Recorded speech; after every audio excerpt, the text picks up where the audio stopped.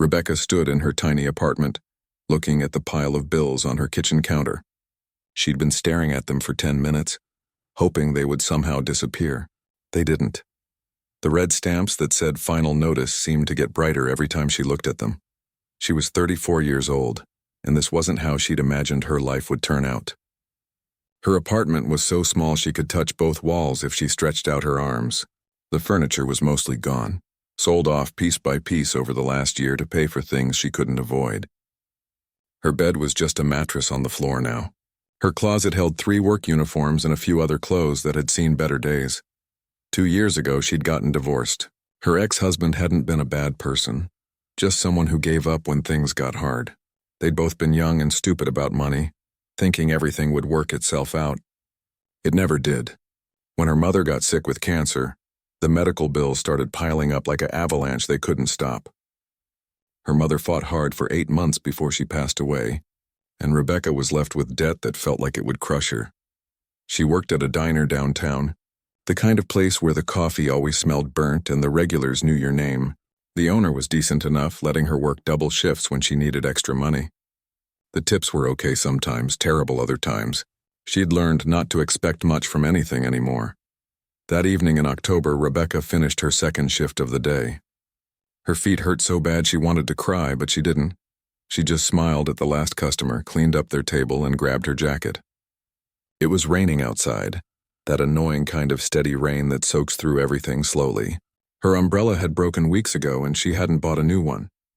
$15 felt like a fortune when you were trying to decide between eating lunch or saving money for rent. The bus home cost $2 each way, so Rebecca walked.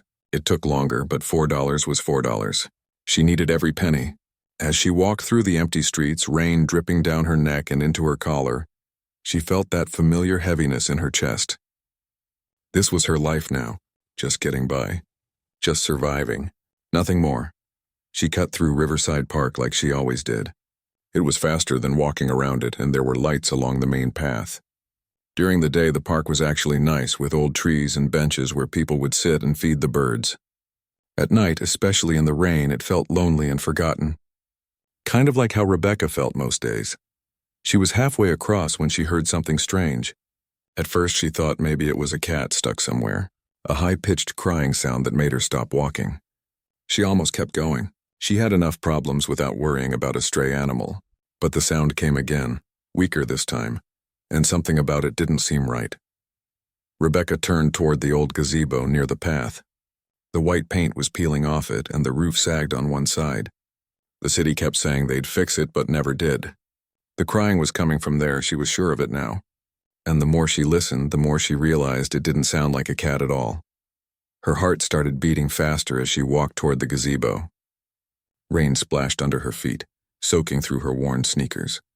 When she climbed the 2 steps up to the covered platform, she saw something that made her freeze completely. There was a cardboard box. It was falling apart from the rain, the corners all soggy and weak.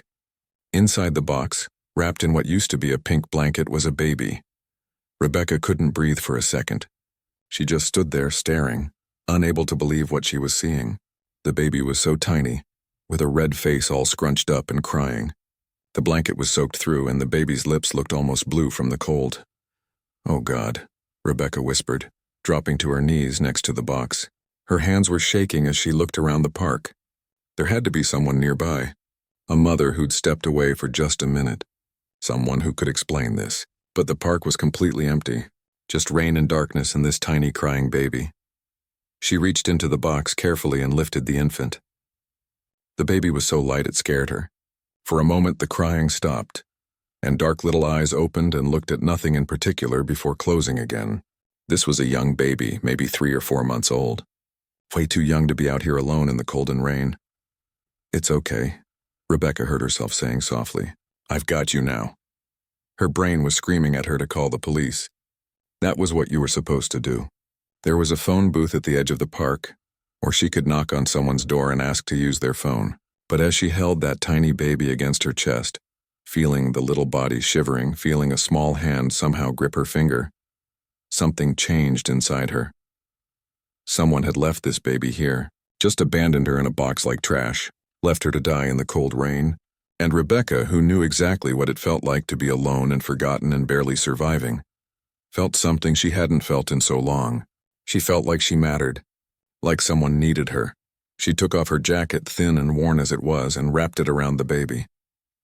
The infant felt so fragile against her chest. The rain was getting harder now, and Rebecca made a choice. Maybe not the smart choice. Definitely not the legal choice. But it was the only choice that made sense to her heart in that moment. She started walking toward her apartment, moving fast, trying to keep the baby as dry as possible. With every step, her mind was racing. What was she doing? This was crazy. This could get her in serious trouble. But she kept walking anyway, kept holding that baby close, kept whispering that everything would be okay, even though she had no idea if that was true.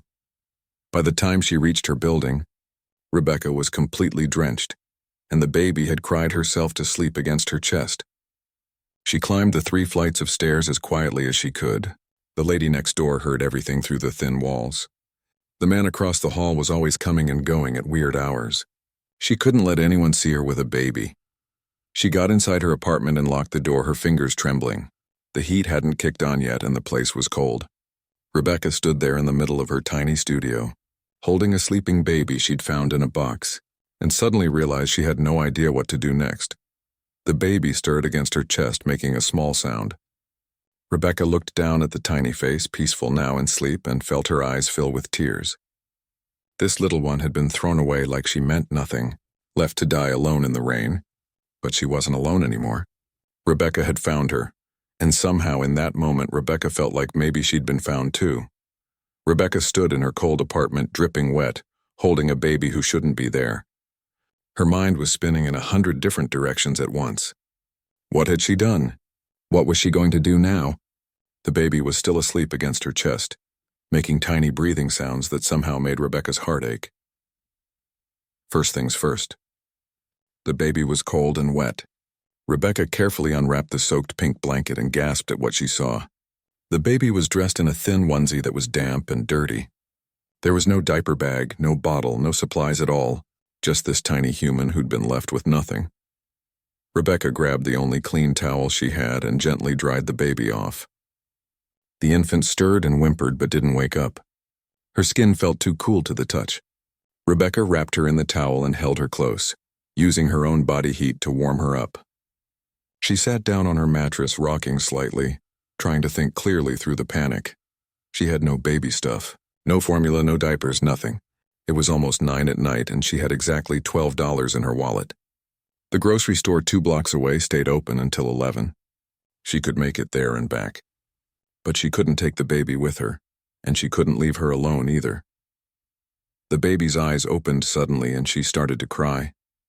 Not the weak cry from the park, but a strong, angry cry that said she was hungry and uncomfortable, and didn't understand any of this. Rebecca felt helpless as she tried to comfort her, bouncing her gently, making soft shushing sounds. Nothing worked. The crying got louder. Rebecca's heart pounded. The walls in this building were paper thin. Her neighbor, Mrs. Kim, would hear this for sure. She'd knock on the door asking questions. Or worse, she'd call the landlord or the police. Rebecca started pacing, holding the baby against her shoulder, almost in tears herself. "Please," she whispered. "Please, little one, I know you're scared. I'm scared too. But we have to be quiet, okay? Just for a little while." As if the baby understood, the crying softened to a whimper. Maybe she was just too tired to keep going. Rebecca quickly changed her thinking. She needed to go to the store right now. She found an old cardboard box in her closet and lined it with her softest sweater. She laid the baby in it, making sure she was warm and safe, and placed the box on her mattress surrounded by pillows so it couldn't fall. "I'll be right back," she promised. 15 minutes, that's all. Please don't cry." Rebecca grabbed her wallet and ran. She'd never moved so fast in her life. The grocery store felt like it was miles away, even though it was just 2 blocks. Inside, she grabbed a basket and rushed to the baby aisle. Formula, bottles, diapers, wipes. She read labels frantically. Having no idea what size diapers to get or which formula was right, she just grabbed what looked reasonable and ran to the checkout. The total came to $43. Rebecca stared at the number on the screen, her stomach dropping. She only had $12 on her. "I'm sorry," she told the tired-looking cashier. "I need to put some things back." She kept the formula and the smallest pack of diapers. That came to $18. She pulled out her $12 in cash, then remembered the emergency credit card in her wallet, the one she'd been saving for absolute emergencies, already maxed out except for maybe $50 of available credit. Her hands shook as she handed it over. The card went through. Running back to her apartment, Rebecca felt like she couldn't breathe. She burst through her door to find the baby still sleeping in the box. Relief flooded through her so strong she almost collapsed. She mixed the formula according to the instructions, tested it on her wrist like she'd seen people do in movies, and carefully picked up the baby. The infant latched onto the bottle immediately, drinking like she was starving. She probably was. Rebecca sat on her mattress watching this tiny person eat, and felt something shift in her chest. When was the last time someone had needed her this much? When was the last time she'd felt like she had a purpose beyond just surviving? The baby finished the bottle and fell asleep again. Rebecca changed her diaper, struggling with the tabs and hoping she was doing it right. Then she wrapped her in a clean t-shirt since the towel was damp now. She placed the baby back in the makeshift box bed and just sat there watching her sleep. What was she going to do? She couldn't keep a baby she'd found in a park. That wasn't how things worked. She should call the police in the morning, explain what happened, hand her over to people who knew what they were doing. The baby would go into the system, into foster care, and eventually find a real home with real parents who had money and stability and everything Rebecca didn't have.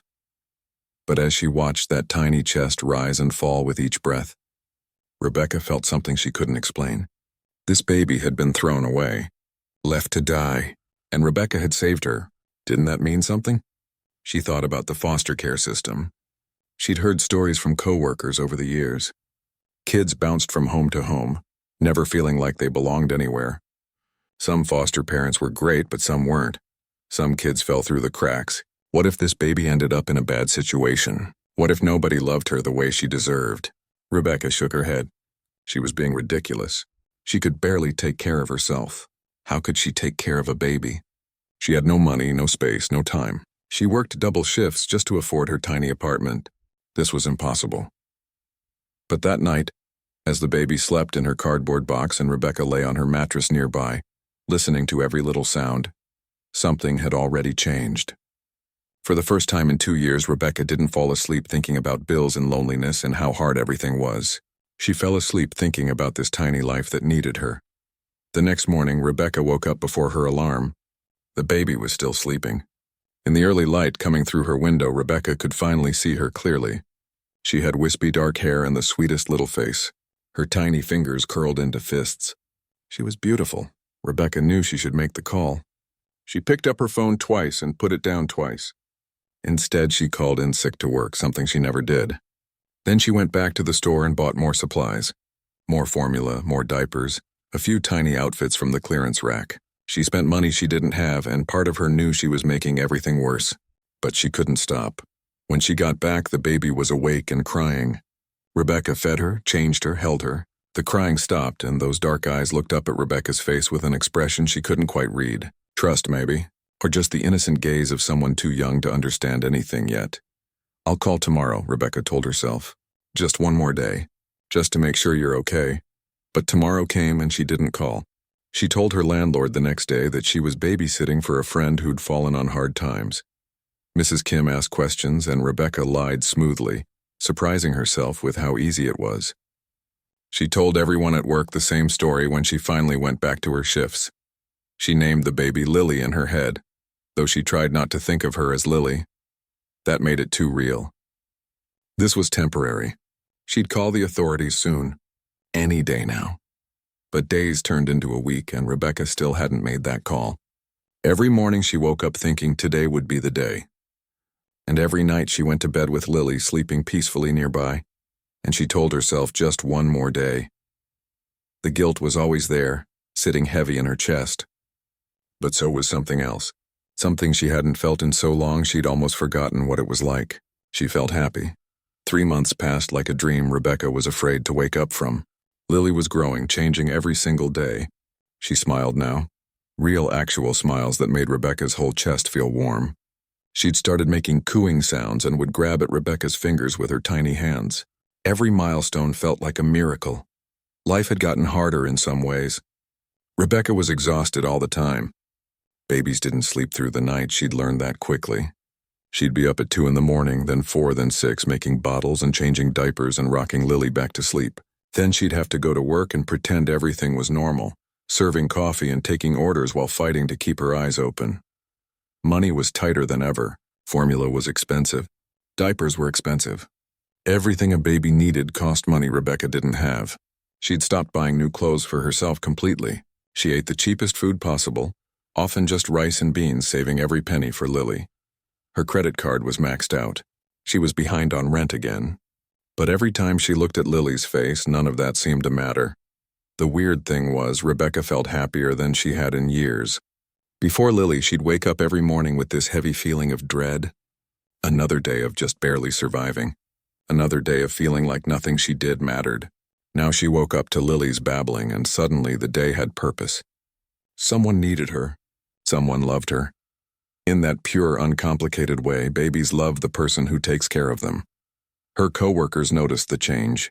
Helen, who'd been waitressing at the diner for 30 years, commented that Rebecca seemed lighter somehow. "You're smiling more," she said one afternoon during the slow period between lunch and dinner. "That friend's baby must be bringing you some joy." Rebecca felt the familiar twist of guilt in her stomach. She'd been lying to everyone for 3 months. Every time someone asked about the baby, she had to remember her story. A friend from out of town who was getting back on her feet. It would just be a few more months. The lies came easier now, which scared her a little. But what scared her more was how attached she'd gotten to Lily. This wasn't supposed to happen. She'd told herself it was temporary, that she was just keeping the baby safe until she figured out what to do. But somewhere along the way, Lily had stopped being the baby and started being my baby. When Lily got fussy, Rebecca knew exactly how to comfort her. When Lily was hungry, Rebecca knew before she even started crying. They developed their own little rhythm, their own small life together. Rebecca tried not to think about what would happen if someone found out the truth. She'd go to jail probably. They'd take Lily away and put her in foster care. Every time a police car drove past, Rebecca's heart would race. Every knock on her door made her jump. She lived in constant fear of being discovered, but she couldn't bring herself to make a different choice. The strangest part was that there had been no news reports about an abandoned baby. Rebecca had checked the newspaper every single day for weeks. She'd listened to the radio. Nothing. It was like whoever had left Lily in that park had just vanished, never reported what they'd done, never looked back. Part of Rebecca was relieved, but another part felt angry for Lily. How could someone just throw away a baby and not even care enough to make sure someone found her? One night, Rebecca was walking home from work with Lily bundled up in a second-hand stroller she'd bought from a thrift store. It was getting dark earlier now that winter was coming. As she walked through the same park where she'd found Lily, she felt someone watching her. She looked around nervously but didn't see anyone. Still, the feeling persisted. She hurried home, telling herself she was just being paranoid. But over the next few days, she had that same feeling several times, like eyes were following her when she walked through the park or came home from the store. It made her more anxious than usual. She started taking different routes home. She kept the curtains closed in her apartment. She checked over her shoulder constantly. Maybe it was just her guilty conscience making her paranoid, or maybe someone really was watching her. The fear and stress were exhausting, but Rebecca pushed through. She had to. Lily depended on her. And honestly, Lily was the only thing keeping Rebecca going. Before the baby, she'd been sinking into a darkness she couldn't climb out of. Every day had felt meaningless. Now every day had Lily in it, and that made all the difference. Rebecca's coworker, Tom, the cook at the diner, pulled her aside one afternoon. "You okay?" he asked quietly. "You seem worried about something." "I'm fine," Rebecca lied, giving him a tired smile. "Just not sleeping much with a baby in the house." "That friend of yours taking advantage of you?" Tom frowned. "You've been watching her kid for months now. She should be paying you or something." Rebecca shook her head. "It's not like that. She's going through a hard time. I'm happy to help." But Tom's words stuck with her. She'd been telling people this babysitting story for 3 months, and eventually, people would start asking more questions. When was this friend coming back? Why hadn't anyone met her? How long could one person's hard time possibly last? That night, after putting Lily to bed, Rebecca sat in the darkness of her apartment and let herself cry. She was trapped. She couldn't keep lying forever, but she couldn't tell the truth either. She couldn't give Lily up, but she couldn't properly take care of her either. She was living in this impossible space between loving this baby more than anything and knowing that keeping her was wrong. She thought about what Lily's life could be like with a real family. A nice house with a yard, two parents who had good jobs and could afford things, toys and clothes that weren't from thrift stores, a stable, normal life, everything Rebecca couldn't give her. But then she thought about Lily's smile when Rebecca came home from work. The way Lily's whole face lit up when she saw her. The way she settled down instantly when Rebecca picked her up, like she knew she was safe. Could Lily have that with someone else? Would some other family love her the way Rebecca loved her? Rebecca wiped her eyes and checked on Lily one more time before trying to sleep. The baby was peaceful, her little chest rising and falling steadily. She looked so perfect, so innocent. She had no idea how complicated everything was. "I'm sorry," Rebecca whispered into the darkness. "I'm so sorry. I don't know what I'm doing. I'm trying my best, but I don't know if my best is good enough." The next morning, everything changed. Rebecca was getting ready for work when she heard a firm knock at her door. Not the friendly knock of Mrs. Kim from next door. This was an official knock, the kind that made your heart drop into your stomach. She picked up Lily and held her close as she walked to the door. Through the peephole, she saw a man in a suit. Her breath caught. She knew what this was. Somehow she'd always known this moment would come. With shaking hands, she unlocked the door and opened it slowly. "Rebecca Miller?" the man asked, holding up a badge. "I'm Detective Harris. I need to ask you a few questions about the baby you're holding." Rebecca's world tilted sideways. This was it. Everything was about to fall apart. She held Lily a little tighter and the baby made a small sound against her shoulder. "Okay," Rebecca whispered, because what else could she say? The truth was finally catching up with her, and there was nowhere left to run. Rebecca's hands were shaking so badly she could barely hold on to Lily. Detective Harris stood in her doorway, his expression serious, but not unkind. Behind him, she could see another officer in uniform waiting by the stairs. "Can I come in?" the detective asked. Rebecca stepped back, letting him into her tiny apartment. She felt like she might throw up. This was it. They were going to arrest her. Take Lily away. Everything she'd feared for 3 months was happening right now. The detective looked around the small space, his eyes taking in the makeshift crib, the baby supplies scattered on every surface, the general chaos of someone trying to care for an infant in a place barely big enough for one person. "You can sit down if you'd like," he said gently. Rebecca sat on her mattress, still holding Lily tight. The baby started to fuss, sensing her tension. "Ms. Miller, I need you to tell me about this baby. Where did you get her?" The moment of truth. Rebecca could lie. She'd been lying for 3 months. But looking at the detective's face, she knew he already knew something. Maybe everything. What was the point? "I found her," Rebecca whispered. 3 months ago, in Riverside Park. Someone had left her in a box in the rain. She was so cold and she was crying and there was no one around. I looked everywhere for someone, but the park was empty. I couldn't leave her there. Why didn't you call the police?" Rebecca looked down at Lily, who'd fallen quiet again. "I don't know. At first I was going to. I really was. But I held her and she was so small and helpless and I took her home to get her warm and fed. And then I thought I'd call the next day. But I didn't. And then days turned into weeks. And I kept telling myself I'd make the call. But I never did." "You know that's a serious crime," Detective Harris said. "I know." Rebecca's eyes filled with tears. "I know I messed up. I know I should have reported it right away. But she'd been abandoned, left to die. And I couldn't stand the thought of her going into the system, bouncing from place to place, never feeling loved. I wanted to give her that, even if I couldn't give her anything else." The detective was quiet for a moment. "The baby's mother has been found. Her name is Amy. She's 16 years old." Rebecca's head snapped up. 16? She ran away from a group home when she found out she was pregnant.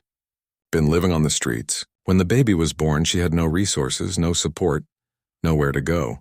She panicked and made a terrible decision. But she stayed in the park that night, hiding, watching to make sure someone found the baby. "She saw you take her." Rebecca's mind was spinning. "She saw me?" She's been following you for 3 months, watching from a distance to make sure her daughter was okay. She saw how you cared for the baby, how you loved her. Why didn't she say anything? Why didn't she report me?" Detective Harris leaned forward. Because she was terrified. She'd abandoned her baby. She thought she'd go to jail. But more than that, she saw that her daughter was safe and loved, and she didn't want to mess that up. It wasn't until last week that she finally came forward. A social worker convinced her it was the right thing to do. Rebecca felt like she couldn't breathe. "Are you going to arrest me? Take Lily away? The baby's name is Lily?" Rebecca nodded, tears streaming down her face now. "I know I shouldn't have named her. I know I shouldn't have gotten attached. But I did. I love her so much. She's everything to me. Please, I know I broke the law, but please don't take her somewhere where no one will love her like I do." The detective pulled out his phone and showed Rebecca a picture. A young girl with tired eyes and scared expression. She looked like a child herself. "This is Amy. She's getting help now. Therapy, job training, a safe place to live. But she's 16 years old, Rebecca. She's not ready to be a mother. She knows that. She's known it all along. What's going to happen to Lily? That's complicated. Technically, you should be charged with failure to report an abandoned child and possibly child endangerment. The baby should go into emergency foster care while the courts figure things out." Rebecca pulled Lily closer, the baby making a small sound of protest. "Please don't, please, I'll do anything. I'll face whatever consequences I have to face, but please let her stay with me. She knows me. I'm all she's ever known." Detective Harris sighed. "Here's the thing. Amy specifically requested that you be allowed to keep caring for her daughter. She said watching you with the baby these past 3 months showed her what a real mother looks like. She wants you to adopt her." Rebecca's heart stopped. "What? She wants you to legally adopt the baby? She's willing to terminate her parental rights. But there's a condition. She wants it to be an open adoption. She wants to be part of her daughter's life, to watch her grow up, even if it's from a distance. She's not ready to be a mom, but she wants to know her daughter." Rebecca couldn't speak. She just stared at the detective, holding Lily, feeling like she must be dreaming. "Now this isn't simple," he continued. "There will be investigations. Home studies. You'll need to go through the proper adoption channels. There will be consequences for not reporting the abandoned baby initially. But Amy's testimony will help. She's told us she left the baby intentionally where she knew someone would find her, and that she's grateful you did. The district attorney is willing to be lenient given the circumstances." "I don't understand," Rebecca whispered. "Why would she want me? I'm barely making it myself. I work at a diner. I live in a tiny apartment. I can't give Lily the life she deserves. Amy doesn't care about that. She watched you walk through the rain to get to work because you couldn't afford the bus. She watched you spend your last dollar on formula. She watched you choose Lily over everything else every single day. That's what matters to her. That's what matters to her daughter." Rebecca looked down at Lily, who was looking up at her with those dark eyes that always seemed to see right into her soul. "Can I really keep her? If you want to go through the adoption process, yes. It won't be easy. You'll need to meet certain requirements. But Amy is willing to help make it happen. She's even willing to testify on your behalf if charges are brought against you." "I want to," Rebecca said immediately. "I want to adopt her. I want to be her mother, legal and official and forever." "There's something else," Detective Harris said. "Amy would like to meet with you to talk, to explain why she did what she did." "Are you willing?" Rebecca thought about the scared 16-year-old girl who'd given birth alone, and then made an impossible choice. A girl who loved her baby enough to give her away. A girl who'd spent 3 months watching from the shadows to make sure her daughter was okay. "Yes," Rebecca said. "I'll meet with her." The detective stood up. "Someone from Child Protective Services will be contacting you tomorrow to start the process. In the meantime, the baby can stay with you. Given Amy's request and the circumstances, we've been authorized to allow that." After he left, Rebecca sat in her apartment, holding Lily, letting everything sink in. She'd spent 3 months in fear and guilt and constant worry, and now somehow, impossibly, she might get to keep the baby she loved. Not through lies and hiding, but legally, forever. She thought about Amy, 16 and scared and watching from a distance. A girl who'd made a mistake but who'd also made a sacrifice, who'd chosen her baby's well-being over her own heart. Your first mom loved you enough to let you go, Rebecca whispered to Lily. And I love you enough to hold on. Maybe together we can all figure this out. For the first time in 3 months, Rebecca felt like she could breathe. The fear was still there, but now there was something else too. Hope. The meeting with Amy happened 3 days later at a community center downtown. Rebecca was so nervous she thought she might be sick. She'd dressed Lily in one of her nicest outfits, a little pink dress someone at work had given her. She wanted Amy to see that her daughter was well cared for, loved, happy. Amy was already there when Rebecca arrived, sitting at a table in a small conference room. She looked even younger in person than in the photo. Just a kid, really, wearing an oversized hoodie and looking terrified. A social worker sat beside her, offering quiet support. Rebecca sat down across from them, Lily in her arms. For a long moment, nobody spoke. Amy just stared at the baby, her eyes filling with tears. She's gotten so big, Amy whispered. She's beautiful. She is, Rebecca agreed softly. Would you like to hold her? Amy looked surprised, then scared. I don't know if I should. What if she cries? What if she doesn't like me? It's okay, Rebecca said gently. She stood up and carefully transferred Lily into Amy's arms. The baby looked up at this new face with curiosity but didn't cry. Amy held her like she was made of glass, tears streaming down her young face. Hi, baby girl, Amy whispered. I'm so sorry. I'm so sorry for what I did. But I didn't know what else to do. I was so scared and alone, and I knew I couldn't take care of you the way you deserved. Rebecca felt her own eyes welling up watching them. This was Lily's first mother, the person who'd carried her, given birth to her, and then made the hardest choice any mother could make. After a few minutes, Amy carefully handed Lily back to Rebecca. Thank you, she said, her voice breaking. Thank you for saving her that night. Thank you for taking care of her. Thank you for loving her.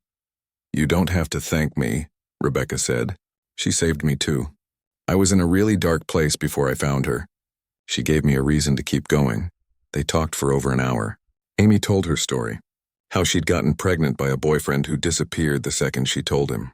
How her parents had kicked her out. How she'd been shuffled through the foster system and group homes, never feeling like she belonged anywhere. How she'd managed to hide her pregnancy until it was too late.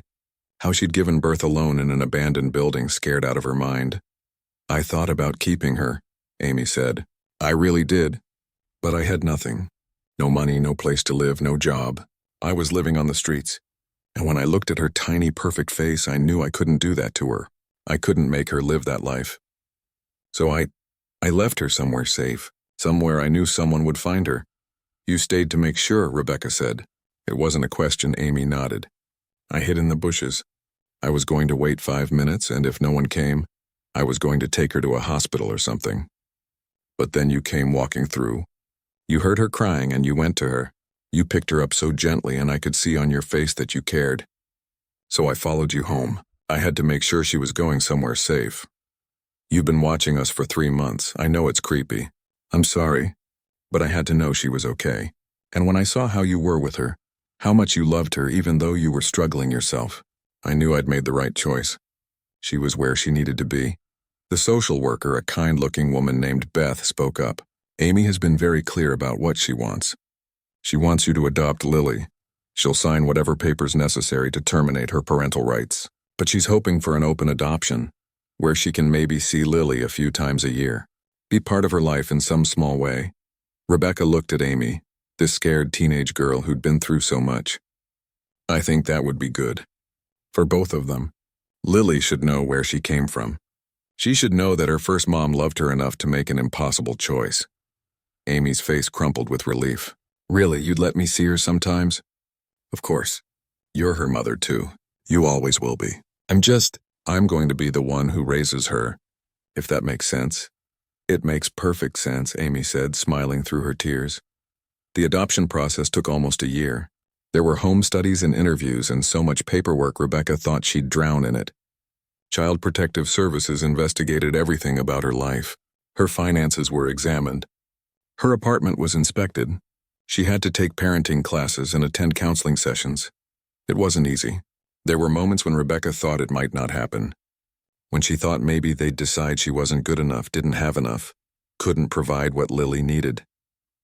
But Amy was true to her word. She testified on Rebecca's behalf. She told everyone who would listen that Rebecca was exactly the kind of mother Lily needed.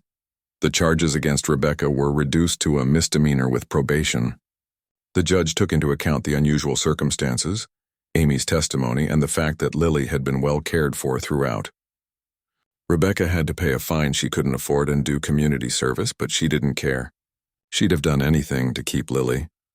Her boss at the diner, understanding the situation now, gave her more flexible hours so she could attend all the court appointments and meetings. Her co-workers rallied around her, babysitting when needed, bringing hand-me-down clothes and toys. Even Mrs. Kim, her neighbor who knew something was up from the beginning, turned out to be an ally, writing a letter to the court about what a good mother Rebecca was. Finally, on a Tuesday morning in September, Rebecca stood in a courtroom with Lily on her hip and Amy sitting in the front row. The judge reviewed all the documents, looked at Rebecca and Lily, and made it official. "Congratulations," he said with a rare smile. "You're now the legal mother of Lily Rose Miller." Rebecca burst into tears right there in the courtroom. Amy was crying too. Even the judge looked a little misty-eyed. It was done. Lily was hers. Forever. That evening, Rebecca sat in her still tiny apartment with Lily, now over a year old and starting to walk.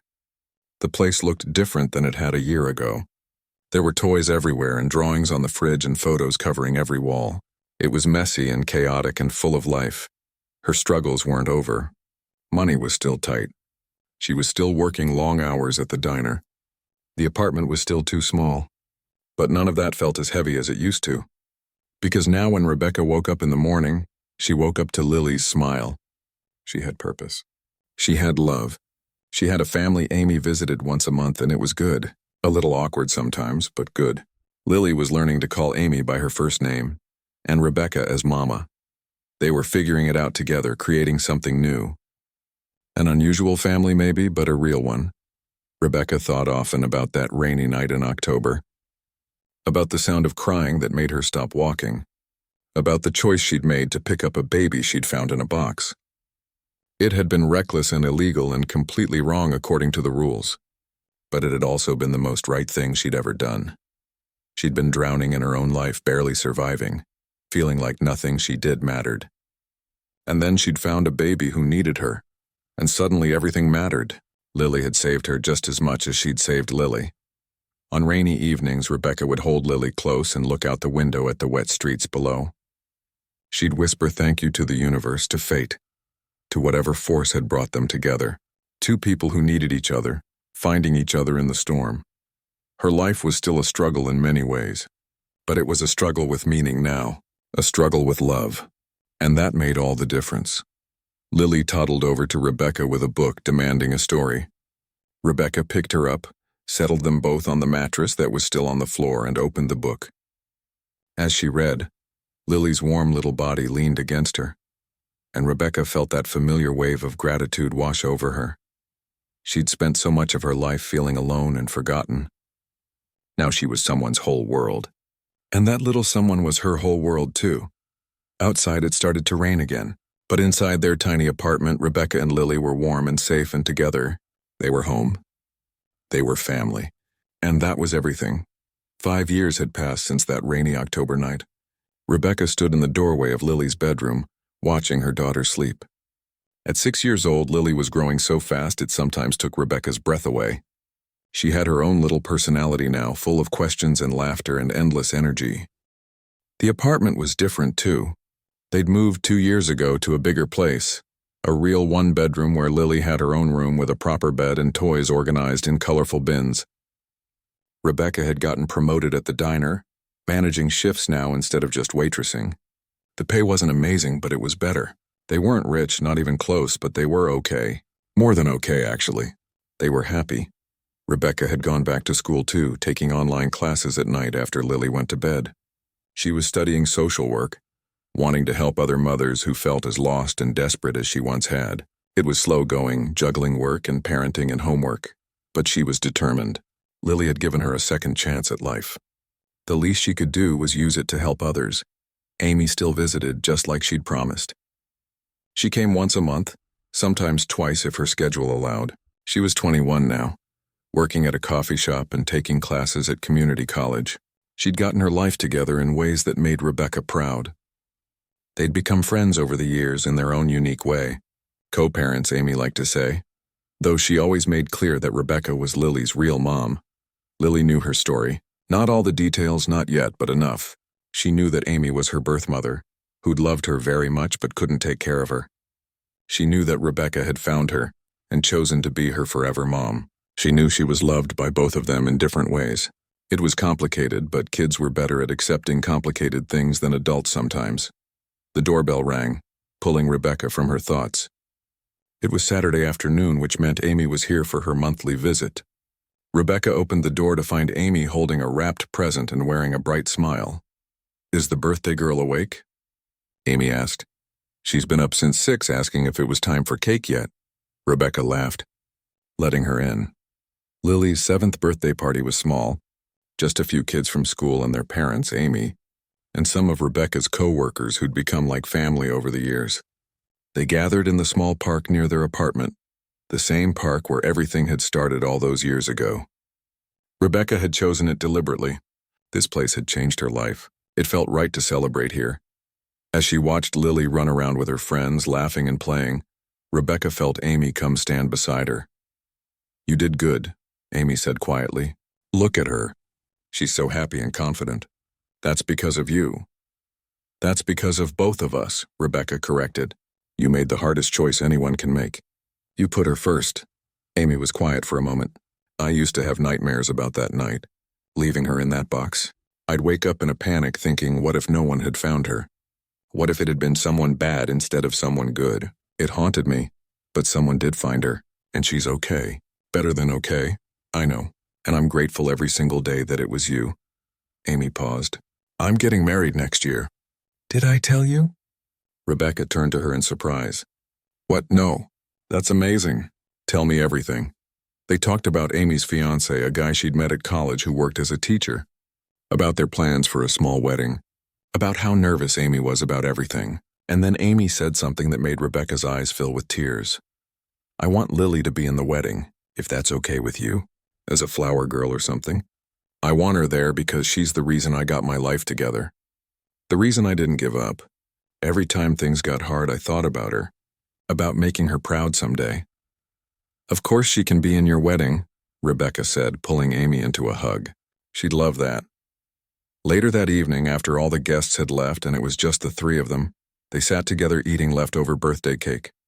Lily was in the middle, chocolate frosting on her face, talking about her party and her presents and how this was the best birthday ever. "Can Amy come to my school thing next week?" Lily asked suddenly. "We're doing a thing about families, and I want to talk about how I have 2 moms." Rebecca and Amy exchanged glances. "Of course I can come," Amy said. "If your mom says it's okay." "It's definitely okay," Rebecca assured them both. After Amy left and Lily was finally in bed, exhausted from her exciting day, Rebecca sat alone in their living room. She thought about the woman she'd been 5 years ago. Broken, hopeless, barely surviving. She thought about that rainy night and the crying baby and the split-second decision that had changed everything. People sometimes asked her if she regretted not calling the police that night, if she wished she'd done things differently, the legal way, the right way, and Rebecca always said the same thing. She regretted the fear and the lies and the months of hiding. But she didn't regret saving Lily. She didn't regret loving her. She didn't regret any of it. Life was still hard sometimes. Money was still tight. There were still bills and worries and late nights when Rebecca felt overwhelmed. But she wasn't alone anymore. She had Lily, she had Amy in their unconventional way. She had purpose and meaning and love. She walked to Lily's room one more time like she did every night just to watch her sleep. Her daughter's face was peaceful, her small chest rising and falling steadily. In a few hours, she'd probably climb into Rebecca's bed claiming she had a bad dream, even though they both knew she just wanted to cuddle. And Rebecca would let her because these moments were precious and fleeting. "Thank you," Rebecca whispered into the quiet room. "Thank you for saving me. Thank you for giving my life meaning. Thank you for being mine." Outside, rain started to fall gently against the windows, but inside they were warm and safe and home. And that was everything that mattered.